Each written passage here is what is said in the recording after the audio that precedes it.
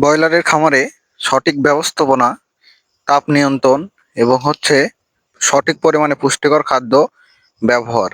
এটা একটা result follow করতে অনেক পরিমাণে ভূমিকা পালন করে থাকে।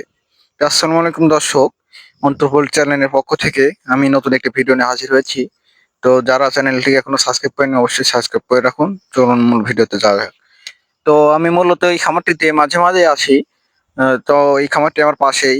আর আমার থেকে প্রায় অনেক আগে থেকেই মুরগি পালন করে, সেজন্য শিক্ষা নেওয়ার কারণে এবং নানা বিষয়ে সাজেশনের জন্য এখানে আসি। তো এখানে এসে আমি আজকে এই খামারটিতে এসে অবাক হয়ে গেলাম এবং আমার সাথে যেটা ঘটে গেল। তো সুপ্রিয় দর্শক, এই খামারটিতে আমি সেই সেই বিষয় নিয়ে পরে আসি যে কি ঘটে গেল। তো এই খামারটিতে আমি ঢুকে যেটা দেখলাম, এখানে যে নেটের মাধ্যমে যে মুরগিগুলো পালতিছে, নেটের উপরে আপনার কাঠগোড়া সহকারে এখানে ধানের তুষ দিয়ে মুরগি পালতেছে এবং খামার ব্যবস্থাপনা কিন্তু অনেক পরিমাণে ভালো। তো দেখতে পাচ্ছেন কত বড় একটা শেড, এখানে প্রায় 6,000-এর মুরগির শেড আছে। তো তারা কিন্তু খুব যত্ন করে মুরগি রেখেছেন, দেখতে পাচ্ছেন ভিতরে মুরগি একদম ছড়ায় ছিটে আছে। এই সময় কিন্তু অনেকেই যারা মুরগি পালেন দেখতে পারেন যে মুরগি জমাট বেঁধে বেঁধে থাকে। তো তাপ নিয়ন্ত্রণ করলে কিন্তু জমাট কোনোভাবে বাঁধবে না। তো এই খামারে আমি ঢোকার পরে দেখি এই খামারে কোনো রকম মানুষ নাই। তো যেহেতু পরিচিত খামার, তো আমি কাছে গেলাম এবং একজনের খামারে কেউ উপস্থিত না থাকলে ভিতরে না দেওয়াটাই উচিত, যেহেতু অনেক টাকার ব্যবসা জিনিস। তো আমি বাহির থেকে ভিডিওটা করতেছিলাম আর ভাবতেছিলাম যে এর পরবর্তী সময়ে গেলে ভিতর থেকে আপনাদেরকে দেখা দেবো। তো দেখতে পাচ্ছেন এখানে মুরগির গুলা কি পরিমাণে সাইজ এবং কত সুন্দর করে রাখছে এবং খামার ব্যবস্থাপনার সবকিছুই ভালো লেগেছে।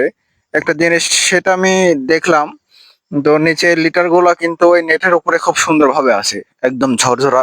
তো আমি এবার অবশ্যই আমার খামারে এই জিনিসটা ব্যবহার করার চেষ্টা করব আর এরকম ভাবে তাপ নিয়ন্ত্রণ করার চেষ্টা করবো। তো সবাই এই কাজটা করবেন। মুরগিগুলা ভালো করতে হলে অবশ্যই অবশ্যই কিন্তু খামারে তাপ নিয়ন্ত্রণ করতে হবে, তাহলে মুরগি এরকম বারবার উঠে উঠে খাবে এবং সাইজ কিন্তু ভালো হতে পারে। যে সুপ্রিয় দর্শক, এখানে আমি একটা বিষয় শুধু আমি দেখলাম একটু অন্যরকম, সেটা সামনে যে পাত্রটা দেখতে পাচ্ছেন অর্থাৎ ডিঙ্কারের ওই পাশে, সেই পাত্রটাতে কিন্তু অনেক পরিমাণে খাদ্য নিচের দিকে ছিটেছে।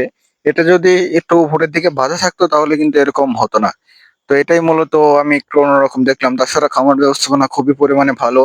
আর 6,000-এর সেটে তারা দেখা যাচ্ছে 35 জনের ব্যবসায় অনেক অনেক টাকা ইনকাম করে নিয়ে চলে যাচ্ছে। তো আপনারা আপনাদের এলাকায় যদি কোনো রকম কোম্পানি থাকে, নিজস্বভাবে না গিয়ে কোম্পানির সাথে যদি ব্যবসা করেন অনেক পরিমাণে লাভবান হতে পারেন কোনো রকম রিস্ক ছাড়াই। তো আপনি জানেন সবসময় আমরা এই চ্যানেল থেকে নানা বিষয়ে গাইডলাইন দিয়ে থাকি।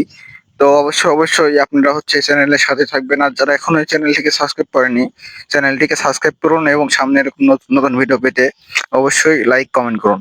তো অবশ্যই পরবর্তী ভিডিও নিয়ে আপনাদের সামনে আবারও হাজির হব।